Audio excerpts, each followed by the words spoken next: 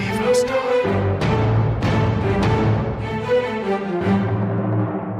ในวันที่ 23 ตุลาผ่านมานี้อยู่ที่วิทยาลัยเทคนิคลาวเยอรมันได้จัดพิธีเซ็นบทบันทึกความเข้าใจระหว่างท่านคำสวัยยมมีลาวงศ์ว่าการผู้อำนวยการวิทยาลัยเทคนิคลาวเยอรมันและท่านวงนำวงวิไลประธานบริษัทคุณตาป้ายโฆษณาจำกัดผู้เดียวให้เกียรติเข้าร่วมโดยท่านคำศรีมโนรสพ้องหัวหน้าห้องการสภาที่ปรึกษาอาชีวศึกษาและพัฒนาฝีมือแห่งงานแห่งชาติและครูอาจารย์พร้อมด้วยนักศึกษาเข้าร่วมท่านคำสวัยยมมีลาวงศ์ได้กล่าวว่าข้าพเจ้ามีความยินดีเป็นอย่างยิ่งที่ได้เซ็นบทบันทึกการเรียนการสอนแบบควบคู่กับบริษัทคุณตาป้ายซึ่งเป็นบริษัทที่ถูกยอมรับจากสังคมและสากลมีประสบการณ์ทางด้านการโฆษณามาหลาย10 ปีนอกจากนี้บริษัทคุณตาป้ายก็ยังมีเครื่องจักรที่ทันสมัยและมีผลิตภัณฑ์ที่หลากหลายที่ปรากฏให้ประชาชนลาวได้เห็นอยู่ทั่วไปการร่วมมือระหว่างวิทยาลัยเทคนิคลาวเยอรมันและคุณตาป้ายแม้นมีมาดนพอสมควรโดยเฉพาะทางบริษัทได้รับเอานักศึกษาของพวกเฮาได้ลงฝึกงานและปฏิบัติเวียกงานตัวจริงที่สำคัญเมื่อนักศึกษาเรียนจบก็สามารถประกอบอาชีพได้